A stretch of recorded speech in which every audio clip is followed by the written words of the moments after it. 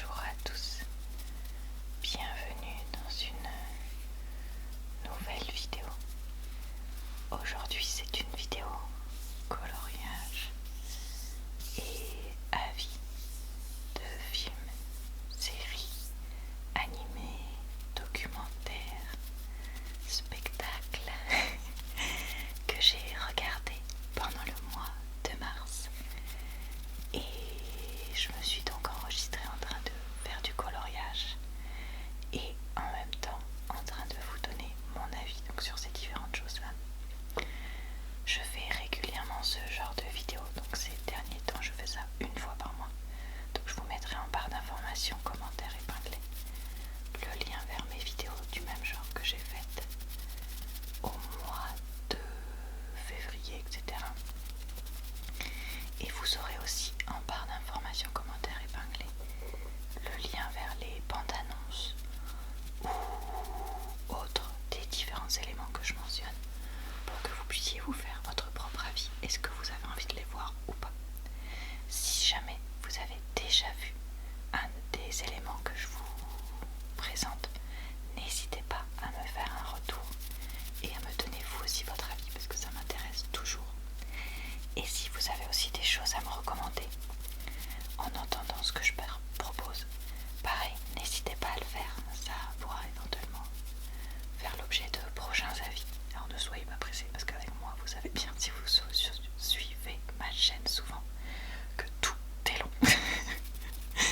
Mais ça veut pas dire que ça n'arrive jamais.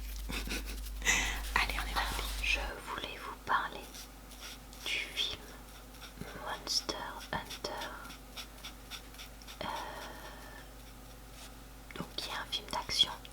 Le pitch, c'est quelques militaires américains se retrouvent dans une dimension parallèle où il y a des monstres et ils cherchent à les tuer et à revenir dans notre monde.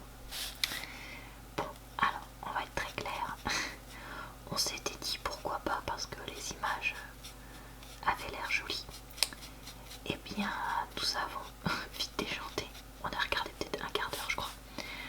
Parce que, en fait, c'était... certes, le pitch de base est assez barré. Mais ça, après tout, pourquoi pas? Dans ce qui vraiment nous a fait craquer avec Roger, c'est le côté... ouais, on est des soldats américains. On est là pour se battre et pour maraver tout le monde. Oui, bon, ok. Sauf que quand tu te rends compte que le scénario c'est que ça, que les monstres, oh là là, ils sont vraiment ultra méchants et ils vont tuer quand même certains des militaires, mais bon, pas l'héroïne, voilà, et pas son futur gars, enfin bref, voilà. Ça devenait donc assez rapidement avec un épisode avec des espèces de monstres araignées. Donc d'ailleurs, si vous avez la phobie, clairement ne regardez pas ce film. Ça devenait hyper glauque et tout machin. Enfin, franchement, mon chéri disait ouais non moi j'aime pas trop, ça me plaît pas. Et moi je l'ai regardé, je lui ai dit mais en fait à quel moment est-ce que j'ai envie de me dire que je perds 2 heures ou 1 heure et demie, je sais pas, pour regarder un film qui me plaît pas alors qu'il y a d'autres trucs qui pourraient me plaire. Donc voilà. Donc on a laissé tomber et clairement je ne regarderai jamais la fin. Donc à qui est-ce que ça pourrait plaire? Je pense que peut-être que les gens qui aiment les films d'horreur tels que le côté glauque comme ça, angoissant,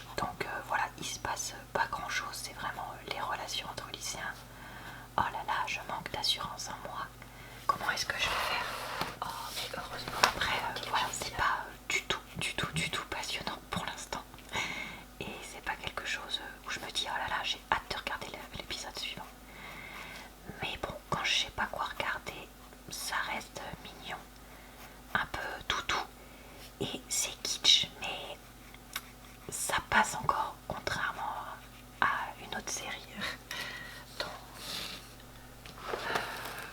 qui était kitsch mais qui passait pas. Là, voilà, c'est kitsch mais ça passe encore pour moi en tout cas.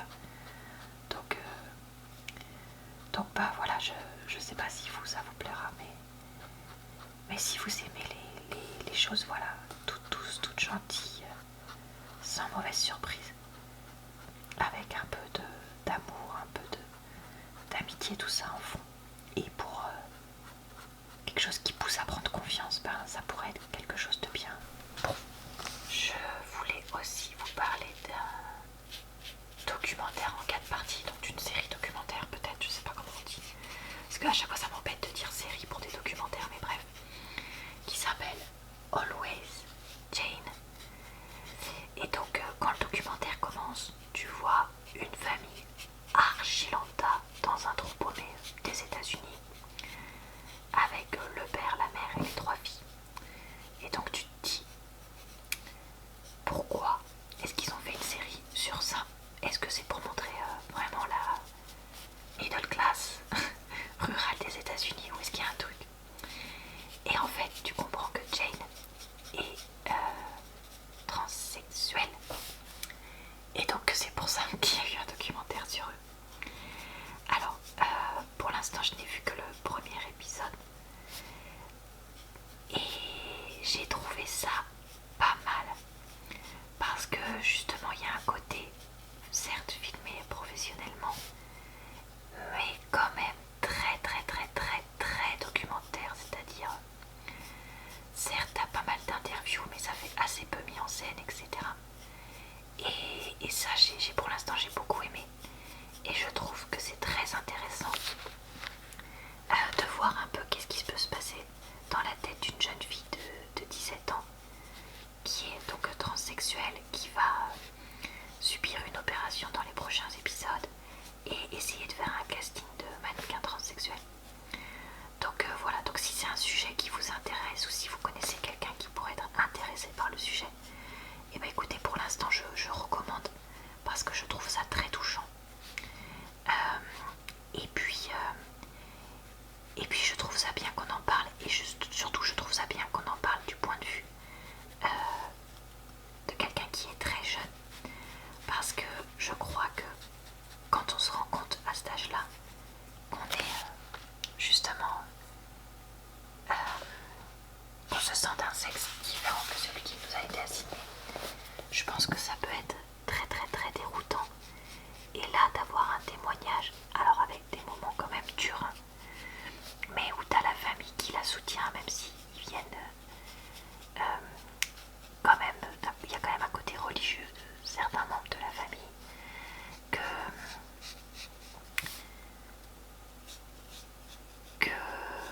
comment dire, que bah Jane elle arrive à avancer, à vivre sa vie.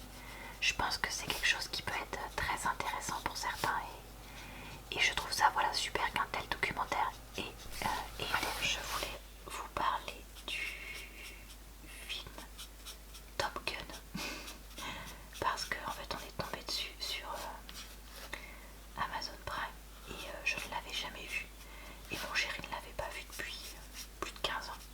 Donc on s'est dit bon bah c'est l'occasion d'essayer, enfin de le revoir pour lui, d'essayer pour moi. Et bien on a laissé tomber ce film parce que en fait clairement les remarques, enfin je sais pas comment dire, en fait en gros c'est un film où il y a très peu de scènes en vol, et en fait c'est beaucoup une histoire d'amour et des combats de coq entre gars quoi. Et clairement le message du ah je suis méga macho, j'ai 3 de QI, 3 neurones, mais bon je vais quand même craquer les filles super intelligentes parce que je suis méga macho et méga beau, ça passait pas trop auprès de moi, et mon chéri ça ne l'intéressait pas du tout. Enfin les trucs de macho et les scènes d'histoire d'amour super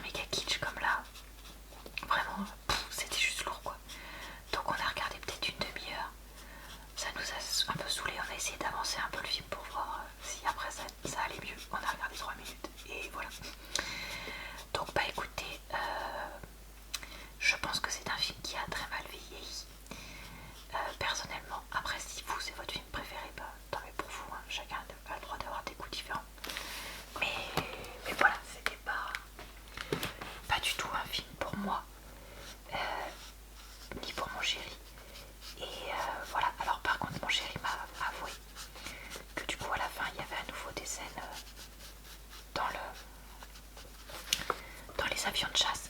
Mais même ces scènes-là, au final, aujourd'hui, elles semblent peu impressionnantes maintenant qu'on a plein de super scènes d'action dans beaucoup de films d'action. Mais voilà, le côté à l'époque, c'était hyper nouveau, hyper original et tout ça. Je le comprends, je le conçois tout à fait. Donc voilà. Donc bah écoutez, je ne peux pas recommander puisque je n'ai pas accroché. Alors, un autre film que j'ai essayé sans succès, c'est Paddington. Alors c'était un soir où j'étais un peu fatiguée et je me suis dit, oh bah tiens, Paddington c'est un film très familial, je vais essayer, puis comme ça pourra peut-être me plaire. Et puis pourquoi pas. Donc pour ceux qui connaissent pas comme moi, parce que c'est vrai que moi c'est quelque chose que je connaissais pas du tout, le pitch c'est donc une espèce rarissime d'ours qui vient d'Amérique du Sud, qui est menacé, et donc le plus jeune ours, donc Paddington, vient en Angleterre pour chercher refuge vu qu'il savait rencontrer lui et sa famille un anthropologue, non pas un anthropologue, bon bref, un espèce de découvreur anglais qui leur avait appris notre langue il y a fort longtemps. Donc bon voilà, je me suis dit bah écoutez, après tout, testons. Et ben pareil, c'était pas pour moi. Alors là j'ai regardé plus, j'ai dû regarder quasiment une demi-heure, je crois. Mais j'ai pas accroché parce que c'était vraiment trop enfantin en fait. Enfin, je savais que c'était un truc familial, hein, c'est pas du tout ça que... C'était pas un problème de résumer. Mais c'est juste que, en fait, toutes les blagues, tous les moments, c'est Paddington qui fait n'importe quoi. Parce que bah il sait pas utiliser nos trucs. Et en fait ça m'a pas plu parce que bah je trouvais pas ça intéressant. Et j'avais un peu l'impression d'y voir, alors c'est peut-être moi qui extrapole hein, là, mais une espèce de critique des cultures, dans le sens où ah bah t'es pas de notre culture, tu fais n'importe quoi, franchement t'es vraiment teubé. Ben non, enfin voilà, je sais pas, après c'est peut-être parce que j'ai pas regardé tout le film et que du coup j'ai pas vu les autres messages, mais voilà, ça m'a pas plu. Donc déjà voilà, ça me faisait pas rire, ça me créait pas plus d'émotion que ça. Au contraire, je m'ennuyais un peu. Et en fait, à un moment, il y a une méchante qui apparaît et qui ne rêve que d'une chose, c'est de tuer et d'empailler un ours de l'espèce de Paddington. Et là, quand j'ai vu cette méchante qui faisait très cruelle d'enfer, qui veut tuer les 100 dalmatiens, je me suis dit, ouais non. Donc j'ai arrêté et puis bah je n'ai jamais recommencé et honnêtement je ne pense pas recommencer. Enfin, ça c'est le genre de film, si je me retrouve à le regarder éventuellement avec des enfants, parce que voilà, eux ils veulent le regarder, bon bah j'irai pas non plus dans une autre pièce, mais clairement c'est pas un film que j'ai envie de voir plus que ça quoi. Donc bah écoutez, alors ce soir je voulais vous parler de l'animé L'attaque des titans, donc qui existe depuis très longtemps et que beaucoup de gens connaissent. Je dois être la dernière personne qui le regarde. Je rigole hein, mais voilà.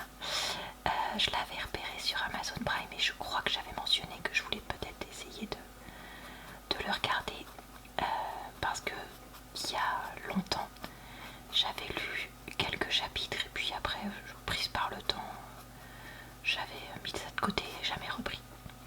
Et donc là je me suis dit bon, c'est l'occasion d'essayer. Donc là j'ai regardé les 3 premiers épisodes de la saison 1.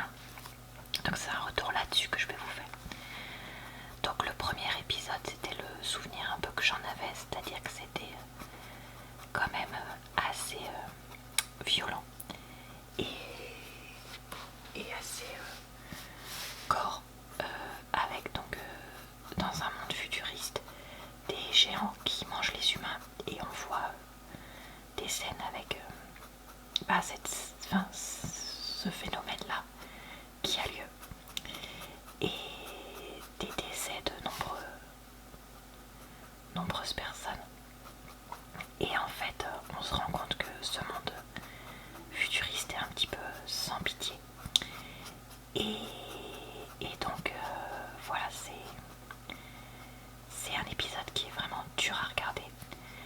mais je me suis dit que j'allais quand même essayer de voir un peu la suite.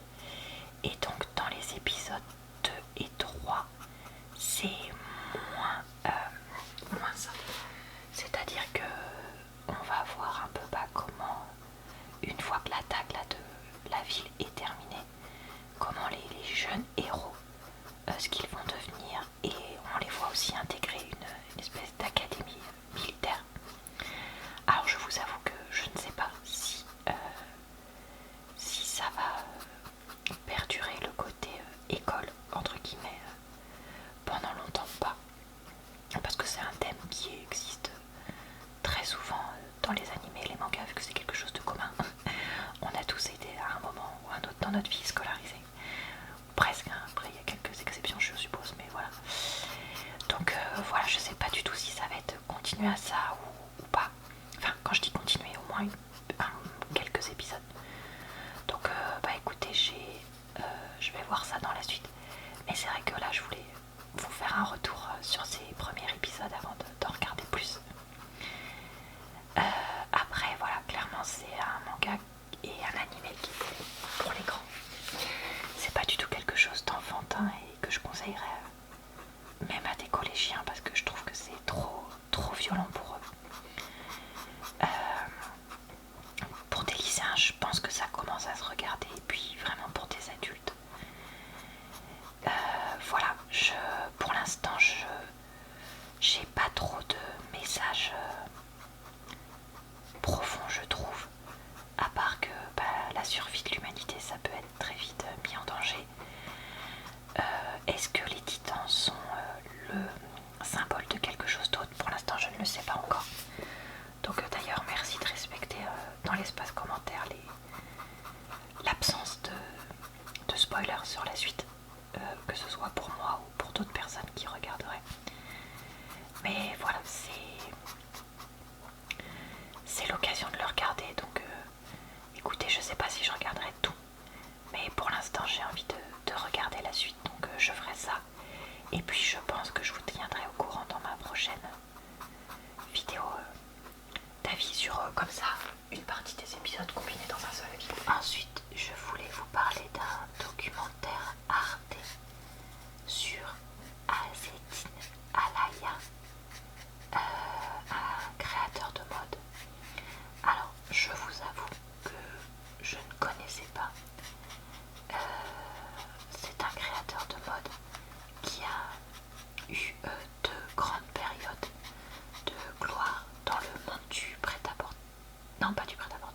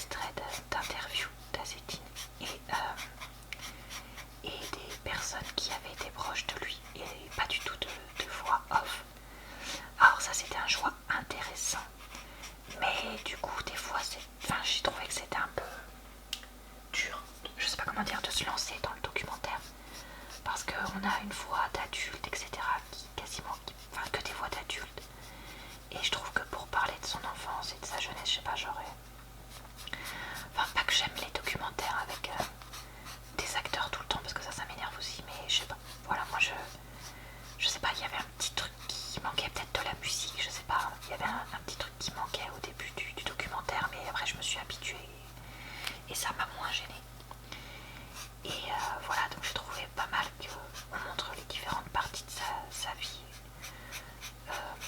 de manière presque égale. Et c'était intéressant, honnêtement, parce que moi, voilà, comme je disais, c'est quelqu'un que je connaissais pas.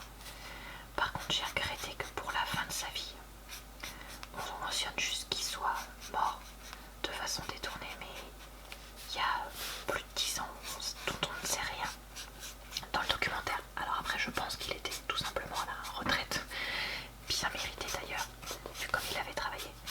Mais j'aurais préféré que quelqu'un le mentionne. Il a pris sa retraite ou pas, parce qu'en fait au final je suis même pas sûre. Voilà, ça c'était pour moi un petit manque qu'aurait rajouté en fait peut-être 1 minute dans la durée du documentaire, soit pas grand chose, soyons honnêtes, et pourtant ça aurait permis de mieux le terminer. Mais sinon quelque chose d'intéressant pour les personnes qui aiment la mode et un grand nom qui est quand même à connaître. Enfin, peut-être que vous connaissez tous, et qu'il y a que moi qui suis comme ça. Ah là là, c'est pas. Je serais pas Et maintenant, vous parlez d'un film qui s'appelle I Want You Back. Donc c'est un film où une femme se fait larguer par son petit ami et un homme pareil avec sa petite amie.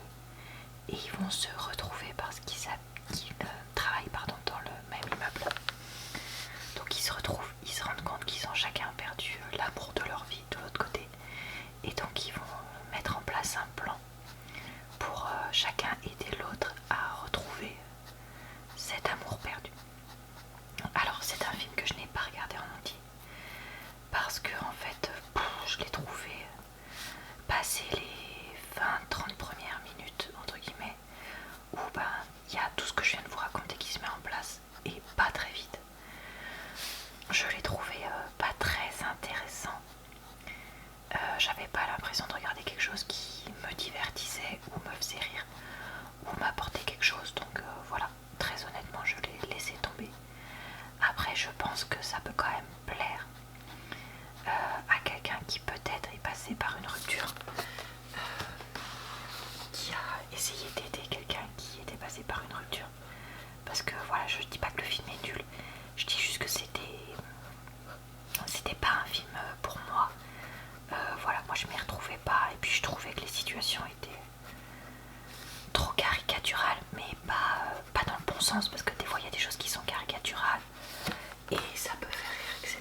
Mais là, bon, c'était enfin, je sais pas, c'était plat. Et franchement toutes les scènes à l'appartement ou la maison, je sais plus, de la nana, où on voit le jeune couple et tout, et comme c'est lourdin quoi. Alors après je sais que c'est probablement des choses qui sont vécues, mais voilà, moi j'ai trouvé ça juste lourd quoi. Je vais vous parler du spectacle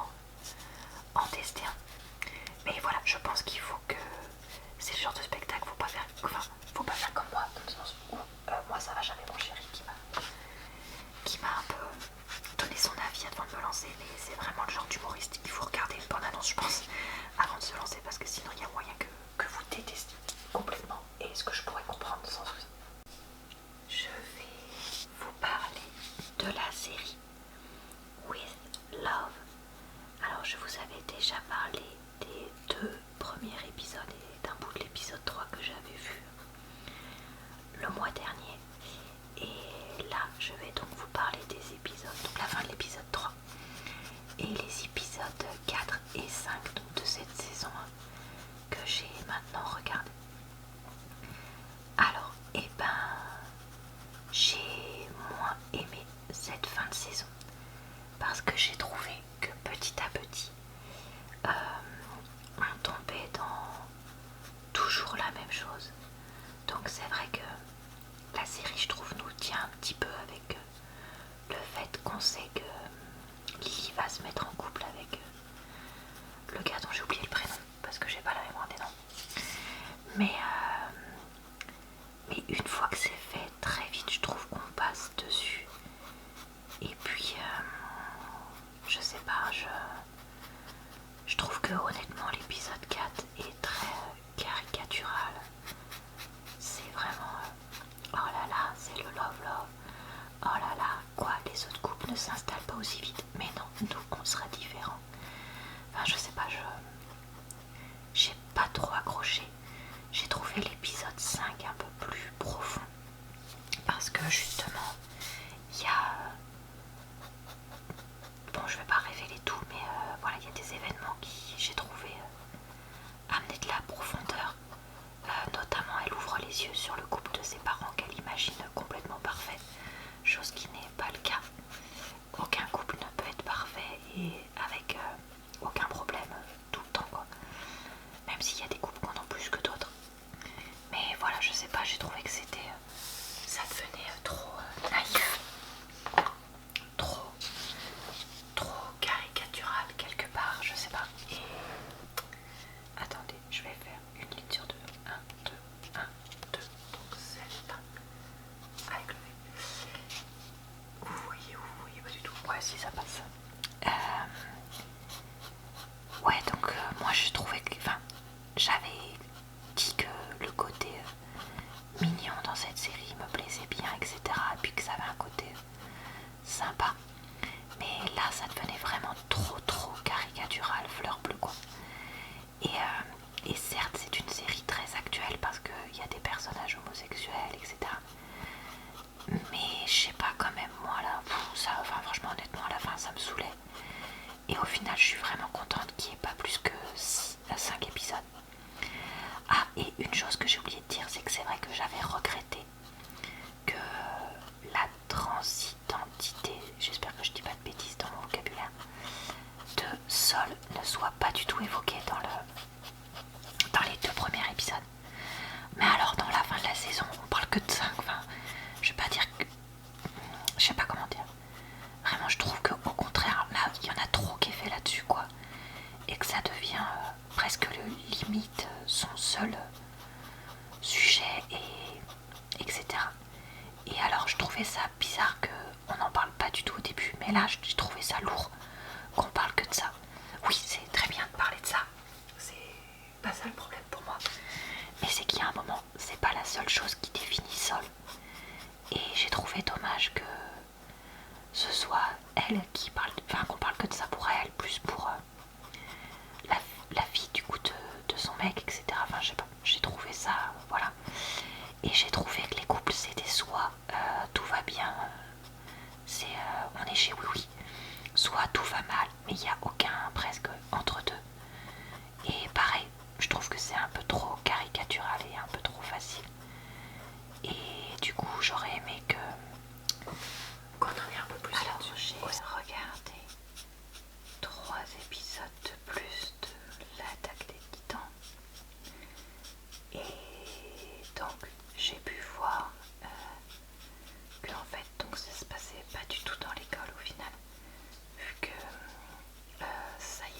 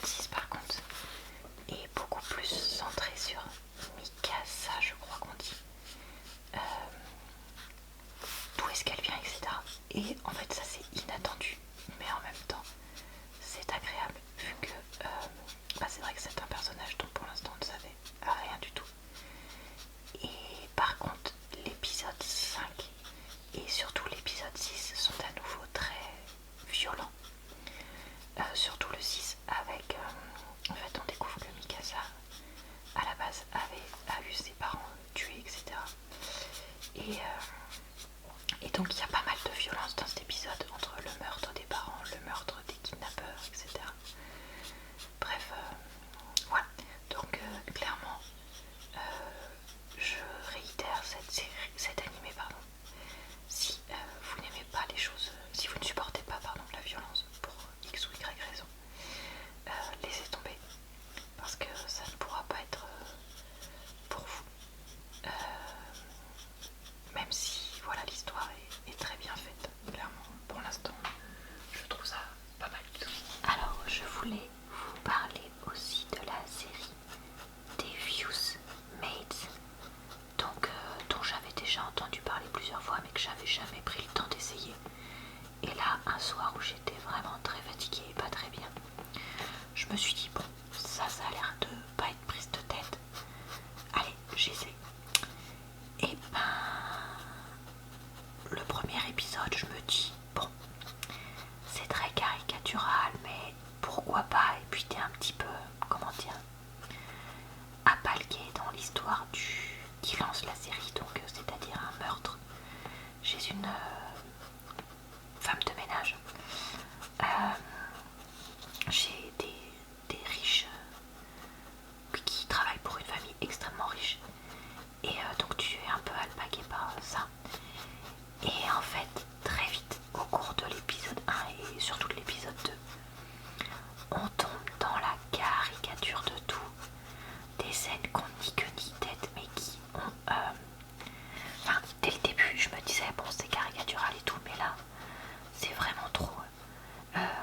La femme qui a été obligée de laisser son bébé, qui joue des tours à la femme de son patron, et puis la femme du patron qui trompe son mari. Enfin bref, mais tout est archi caricatural, le méchant très méchant. Enfin bref, vraiment non, c'était trop, parce qu'au début je m'étais dit, oh bah pourquoi pas quand je suis fatiguée ou pour manger et tout ça. Mais non, non vraiment je préfère regarder autre chose. Après je peux comprendre que ça plaise, parce que bah voilà, il y a un côté sympa, pas prise de tête. Enfin, je vais pas dire que tu vois les trucs venir, parce que un point qui est quand même positif pour moi dans cette série, je fais que de faire du bruit super, c'est qu'il y a pas mal de personnages et du coup c'est assez varié, parce que tu passes d'une maison à l'autre, d'une famille à l'autre, trop de côté rébarbatif.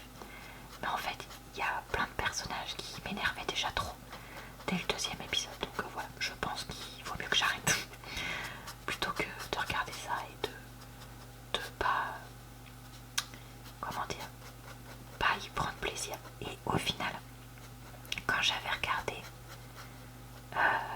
Why Women Kill, il y avait un côté ultra caricatural aussi, hein, que j'avais dit qui me plaisait pas trop.